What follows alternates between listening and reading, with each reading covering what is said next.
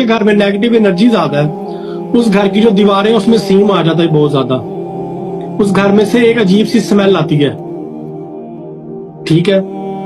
उस घर में मकड़ी के जाले बहुत लगते हैं, उस घर में एक डलनेस होगी, डार्कनेस होगी, डल। उस घर की लाइटें बहुत ज्यादा खराब होती होंगी, उस घर की जो इलेक्ट्रिसिटी है वो बड़ी फ्लक्चुएट होती होगी, इस तरह की बहुत सी चीजें हैं। अच्छा, ये एक बड़ी कॉमन चीजें हैं ये उस घर के बड़ी छोटी छोटी माइनर चीजें, लेकिन लोगों को नहीं पता ना, इस पे बात की जाती है। लेकिन जब बात करें तो फिर जो बात करने वाला उसका मजाक भी उड़ाया जाता, फिर वो गाली गलोच और इस तरह के सिलसिले हमारे यहाँ पे हमारे लोगों में पाए जाते हैं। हर बाहर ऐसा कोई कंसेप्ट नहीं है, लोग इन चीजों को बड़ा डीपली देखते हैं और बड़ा समझते हैं और बड़ा फोकस करते हैं। बाहर लोग ज्यादा देखते हैं इन चीजों को।